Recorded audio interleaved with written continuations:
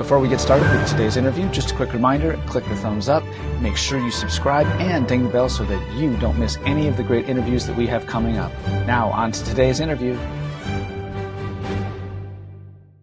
Welcome back, everybody. Today, I have a really special guest with me. Today, my guest is composer Wynn-Anne Rossi. Thank you so much for joining us today. I am delighted to have you here. I'm glad to be here. Excellent. If you teach composition, how do you help your students to get started in composing? This is a big passion in my life, as you probably know. I believe that everyone should compose because it is the musical voice of the musician. And we learn to interpret, to read, all those things with language. Well, music is the same way. And it isn't quite right that we don't learn to actually speak it. So I believe that composition should be for every musician. One of the most important things in starting composition is to remember that composing is about sound. It's not about notation. So it's so incredibly important to make this fun for the student and to let the students know that you do not have to write it down perfectly. It's about finding the sound that you want and telling the story that you want to tell. So one of the first tools I give young musicians is non-traditional notation, which being non-traditional, they don't even have to follow my version of non-traditional notation. But it's so important for composers to be able to write down their music so they remember their ideas.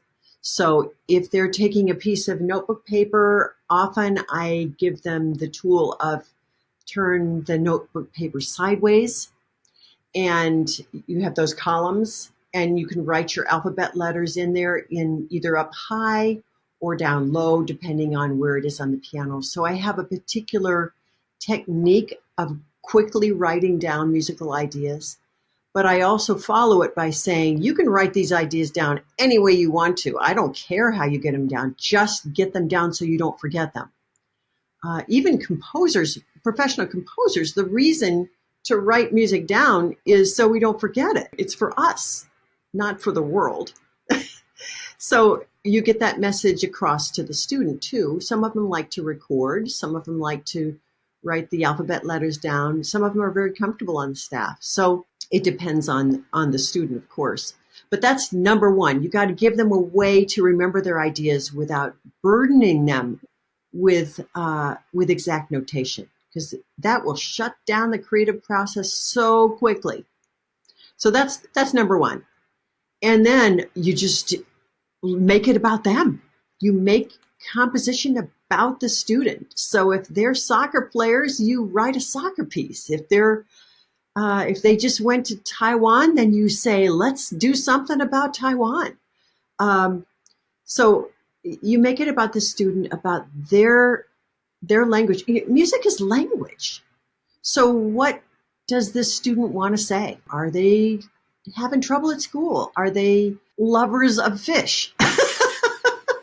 Whatever it is that makes that student want to speak is where you go with inspiring composition. And of course, setting up an opportunity. Every third recital I always have as an original composition recital so that they have a goal and they can share it.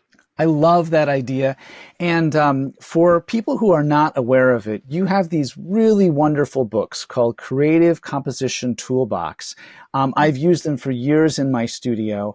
And for people who are a little bit less experienced teaching composition, it provides a framework and a structure within which they can work on helping that student and guiding them to discover their own voice as a composer. Can you talk a little bit more about the Creative Composition Toolbox series, please? Yes. Thank you so much, Sam. First of all, I have two actual series of composition workbooks. One of them is called Music by Me, and it's with FJH Music, and I wrote it with Kevin Olson, my buddy. And we wrote that first. And then when I switched over from FJH to Alfred, and so I wrote the Creative Composition Toolbox in a very, very different way than we wrote Music by Me. And if I was given a third chance, of course I'd say yes, because there's so many different ways to teach composition. Music by Me, it's 5 books, and I use that primarily for groups and camps. There are a lot of interactive things in that book that allow, in a group situation, work quite nicely.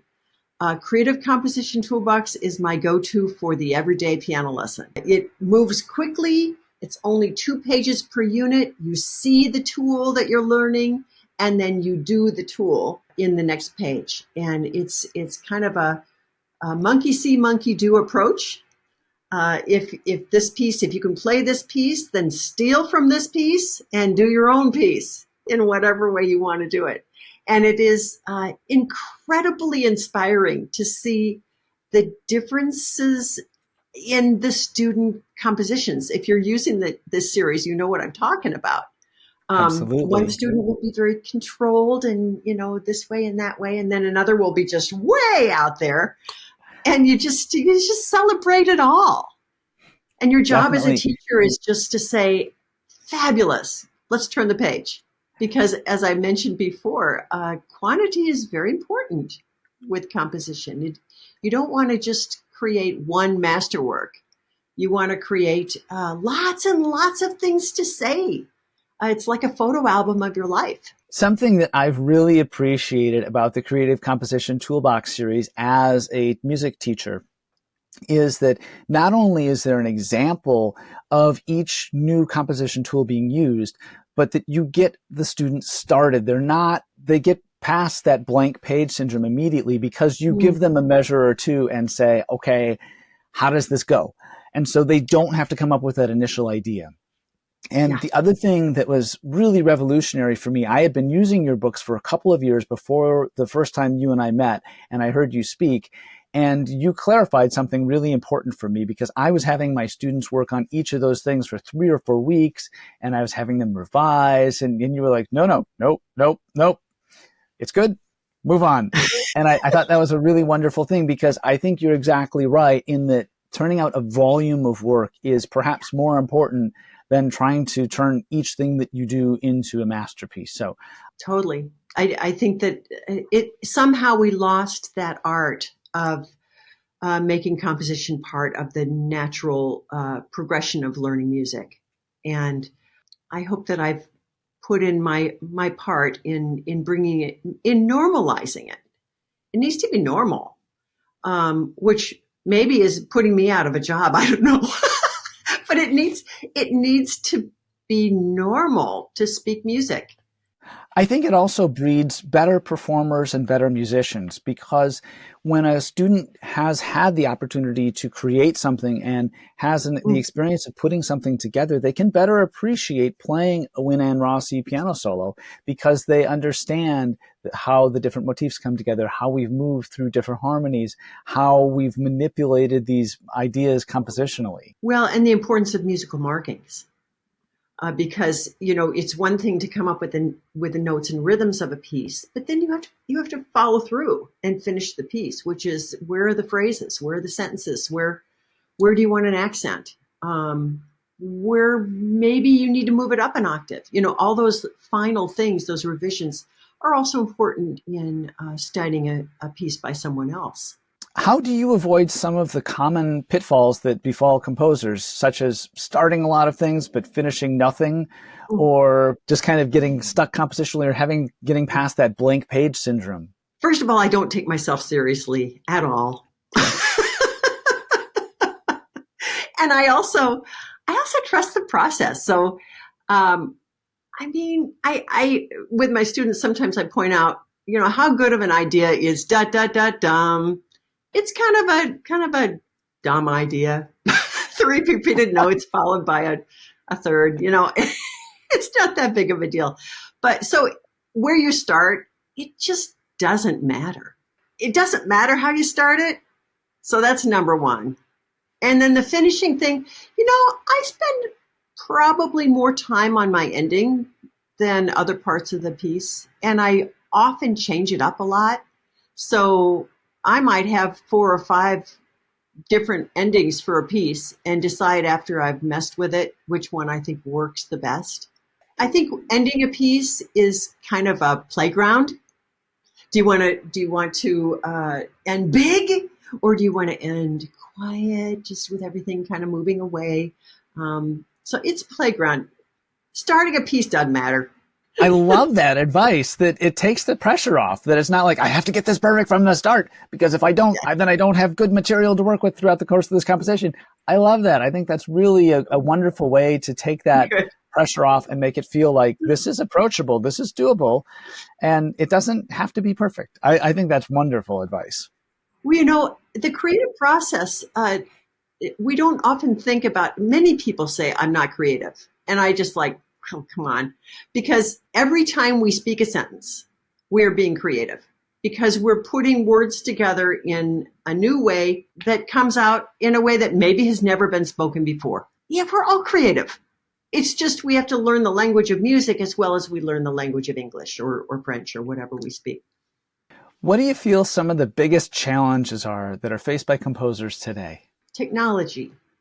It's supposed to make things easier, and it does, but it softens our minds as composers. If I compose directly into a computer notation program, I can cut and paste. I can cut and paste and change one note. I can do all these things that are shortcuts, and they're not good for my brain. When I studied with Kernis, I was writing orchestral works, and he made me do everything by pencil and paper. And I hated it at the time, but it's good. And I didn't have playback. I couldn't push the button, play it back. And so by not having playback, I got much better at hearing the score in my mind as I was looking at it. Those crazy nerdy things that we do without the use of technology are what hone our skills in ways that technology really takes away. Oh, absolutely. And I think that's something that you do a great job of emphasizing in your Creative Composition Toolbox book, because you get kids writing with pencil and paper, and we're not doing computer-based notation. So it gives them that foundation of being able to write things that way. I love that.